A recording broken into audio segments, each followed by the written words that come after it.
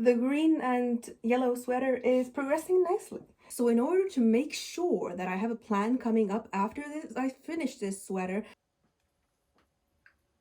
I think I have made a significant mistake with the chickens. I really hate myself right now.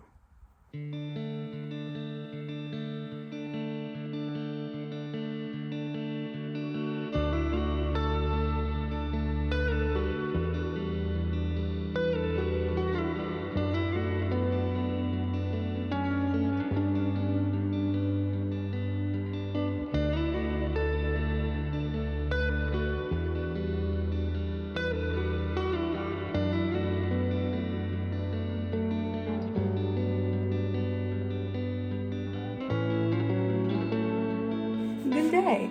The green and yellow sweater is progressing nicely.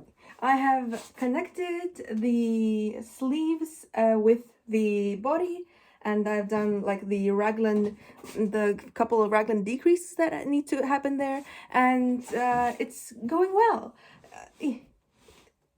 This, like, the edge always wants to flip up. I don't know what that's about, but I'm happy with how it's looking. I'm extra happy with how, like, the slight gradient from a darker green is like progressing to a lighter yellow, even though I am using some more of the brown, like grayish brown here, and I will in some more spots before the neck, but I like how it's looking.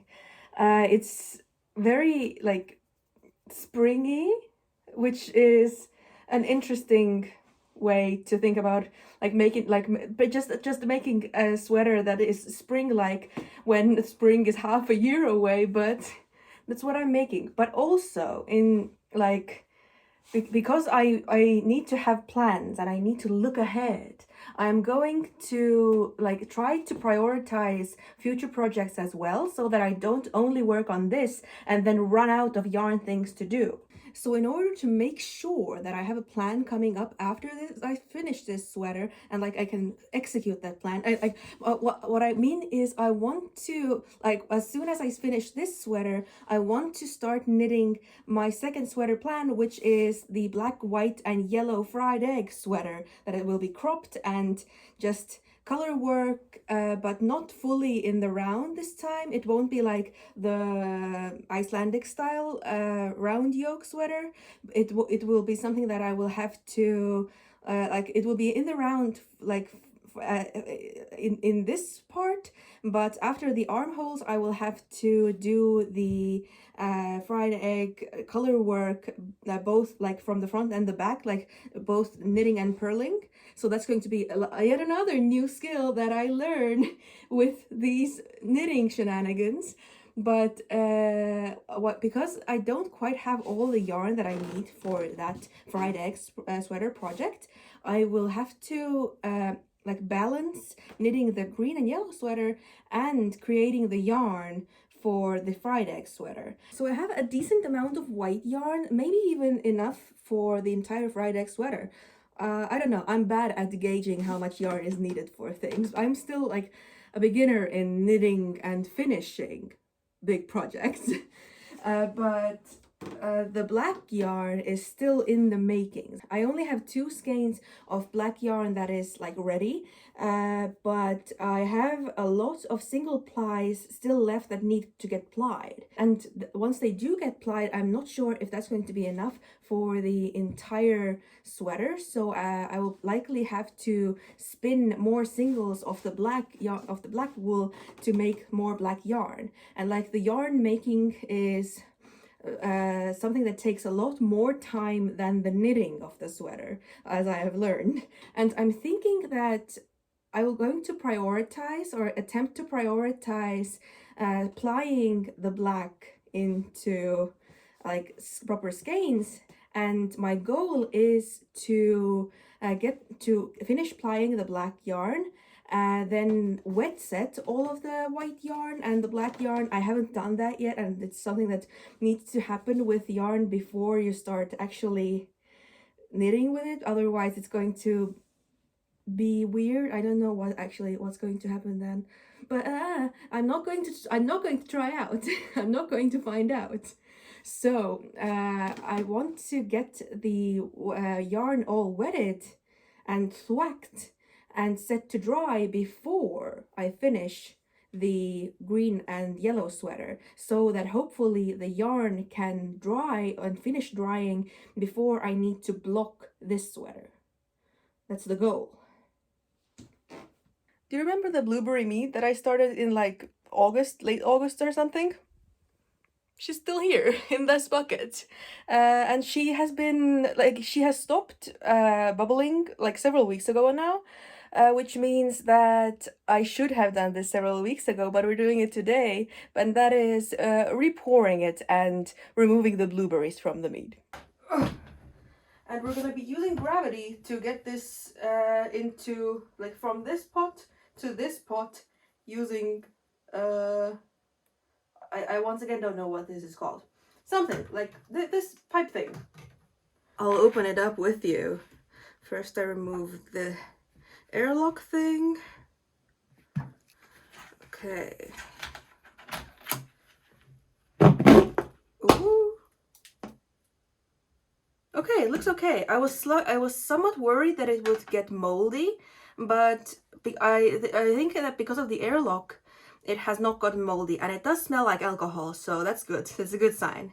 So in order to get the mead from this bucket into the pot, I will just enter this in here, hope really hard that no blueberries come along with it.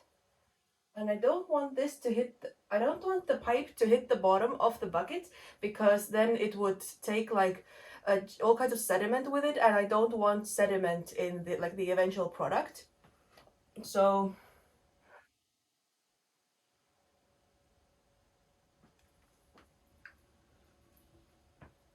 come on. It's flowing, as you can see. I guess like, since I will be, like, the next step of this mead's lifetime is going to be me pouring the siphoned, oh yeah, this is called a siphoned, this siphoned mead back into the bucket so that it can, like, chill in the basement for like a month or two. Then I can just put a sieve into this bucket while I pour it back into the bucket and catch the, like, remaining blueberries that are getting through at the moment. This is going to be like the third mead that I have made in my life. I have, like, and also my third year of making mead. I'm making like one mead per year, and it's like one bucket of it, which is like maybe at most 11 liters. But it's going to be a while before I bottle it, because first, after this siphoning process gets rid of the blueberries and the first, like, round of the sediment that is at the bottom of the bucket, I'm going to, like it's going to settle in the basement for a month or two, and that will allow even more of sediment to make it to the bottom of the bucket, and then I will siphon it again. But that time I will siphon it into bottles instead of the bucket again. In theory, you could use like some chemical mixture to get rid of more of the sediment and like cloudiness, but I don't feel like that's necessary. I don't really mind my meat being cloudy. I just don't like the sediment, and I feel like last year when I did like a double siphon like I am planning to do with this one, it got rid of like enough sediment for me to be fine with drinking it. And yeah, I am happy to have a blueberry meat in sometime in the future. Okay, I think we're done, although it looks like this is like a lot, but maybe this is all blueberries. I'll have to see. Okay, this is mostly blueberries, so I'm gonna get rid of this part, which is like quite a large amount, but I mean, I already have a whole bunch of meat in this bucket, so I'll throw this away now. And now for the big pour. Oh my goodness, this, I always forget how massive this pot is. Oh. Oh. And now we are left with 9 liters of much cleaner meat. Like it's technically ready to consume, but because I am particular about the sediment, I just do this additional process that I talked to you about. But I want to test it, like beyond the like little taste that I got when I started the siphon. I feel like I should.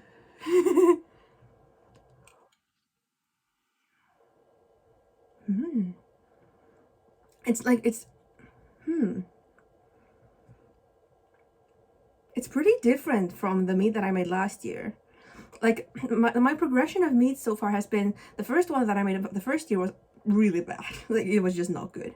The second one was pretty okay, although it didn't have much of an extra flavor to it because I didn't add enough of the flavor material into it.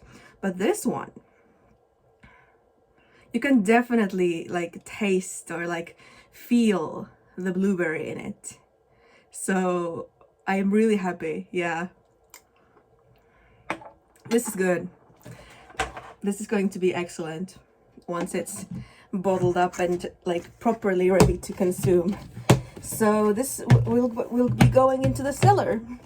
And because the lid that I have doesn't have a proper like a stopper for the place where the where the airlock usually goes, what I just do is that I use the same airlock to just put a stopper into this, just put in the hopes of just nothing else getting into the meat.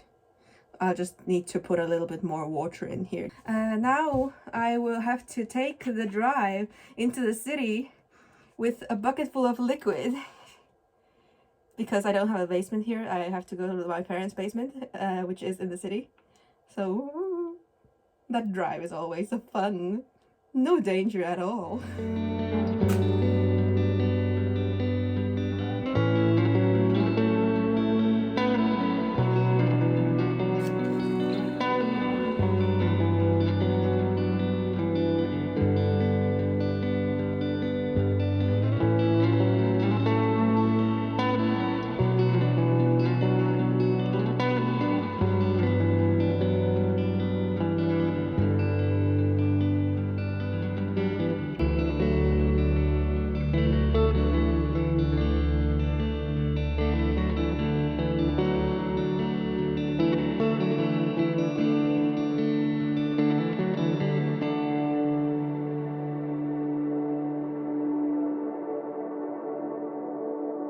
I think I have made a significant mistake with the chickens. Namely, I can't find Lola, like anywhere. Like I just let all the chickens out to like have their walk, and when I counted them when they came outside, one was missing. I determined that the missing one is Lola, and Lola was a mottled Orpington like Stracciatella here, so she was one of the prettier ones. I have searched the coop, both the coop and the run top to bottom, and I can't find her anywhere. So my guess is that yesterday when I walked them, I miscounted them when I put them back in the coop, because I don't, like, I count them every single time that I put them back in, but I guess I miscounted that time. And she got left outside and I didn't notice because I was indoors because it's cold. So chances are pretty high that Lola has been eaten by a fox because I forgot her outside.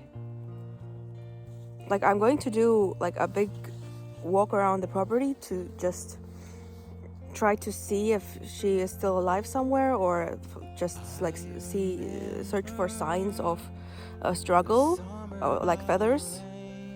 But I don't have high hopes because there are so many foxes around these parts. This is horrible. So I found the evidence of a struggle, and evidence that Lola is gone because of my stupid mistake of miscounting chickens. Oh, I really hate myself right now. Yes, we're losing animals to preventable things that are directly your fault is like the second worst thing about owning livestock. The first worst thing being putting them down when you have to. But even that is like usually the result of something that is beyond your control, like diseases and stuff. But this time is like one of the few times that I have I lost an animal because of a mistake that I made, and it is fully my fault. And that sucks. And just thinking about how much I have invested into Lola's life, because she was the chick that had failure to thrive when she was little, and she was and she really took a whole week almost of me hand feeding her sugar water every day so that she would just stay alive. And then she had trouble keeping up with her growth with the others, and she was much smaller than everyone else for a while, and then she got bullied by the others, and then she took off and thrived and was growing into a nice chicken, and I was hoping that she might even lay eggs considering how healthy she was. But now, just because I miscounted chickens and thought that everyone was in the run and coop when she wasn't, she's now gone. And it is my fault.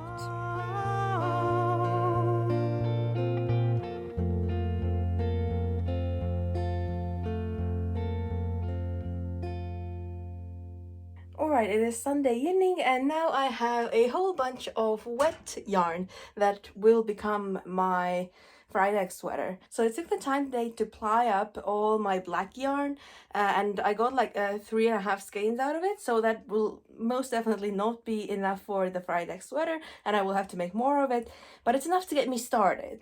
So now I just need to finish the green and yellow sweater, wait for this all to dry, and then I can make the swatch of the fried egg sweater. Good morning. I am slowly but surely reaching the end of my green sweater. We are past the shoulders and fast approaching the neckline, but I think I might do a change from the previous sweater with the neckline. I'll put the other sweater on so that I can show you. So with this sweater, I did the neckline pretty much exactly as the pattern said, and it's fine. It's completely fine, and it works as it is. But I would like the neckline of the other sweater to be a bit less close to my neck. I would like it to be sit like this maybe. So I'm thinking I should take I should reduce the amount of rows that I do on the neckline by maybe 10 rows or something before I start doing the collar and the decrease and the increases on the back.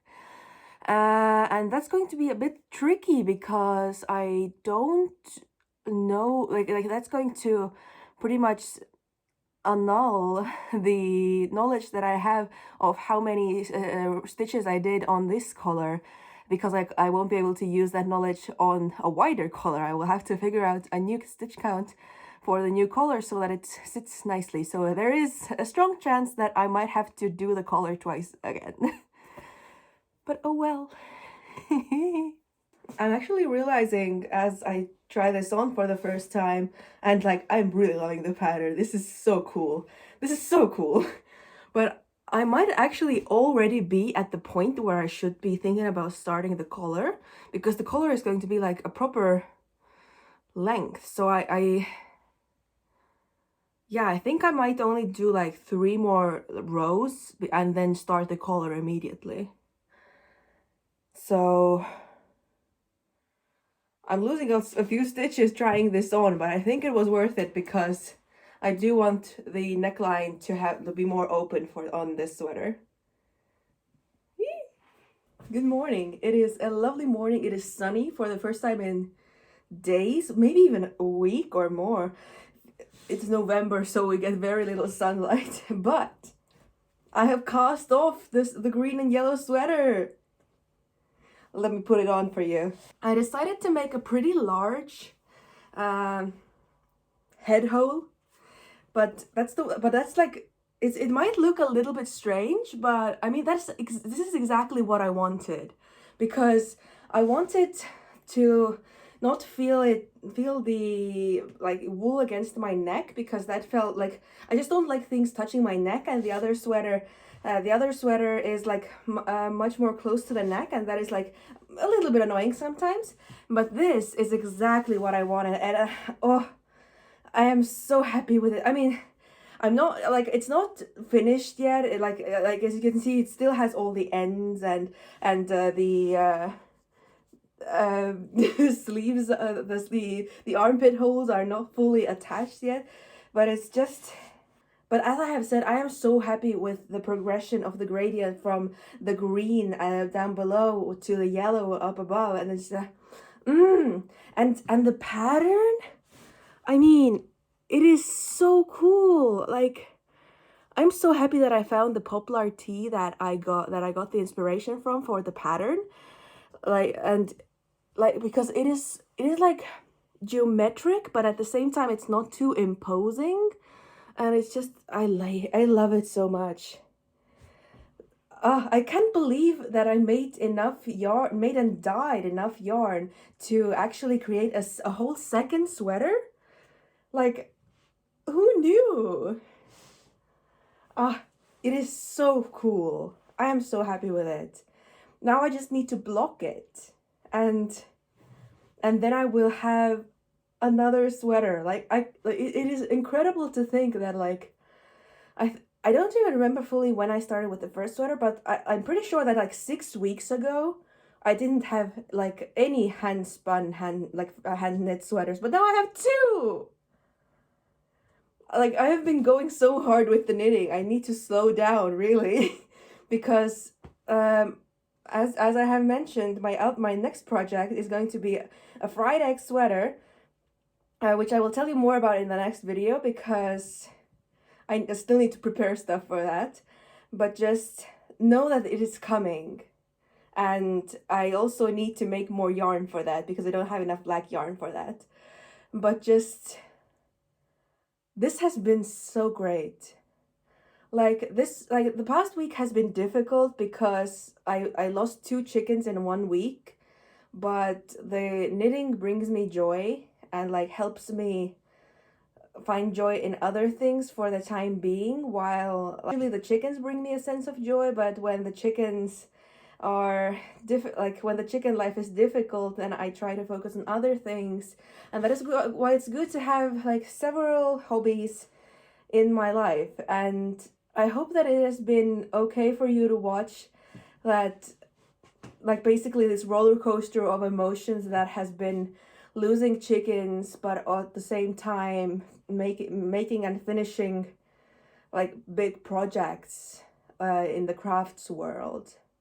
So I hope that's been okay for you. So all that's left to say is I hope you've enjoyed this video, and if you want to support this channel further, then you can do so on my Ko-Fi channel, but no pressure. Do not feel any pressure to do so, because I don't have any extra content there. It's just something that I am doing because I don't quite have the statistics on this YouTube channel to monetize it yet, although I am trying hard now to grow my channel more. If you noticed, maybe, I don't know. So I hope to see you in the next video, and yes, have fun, have hobbies, try knitting maybe. Bye!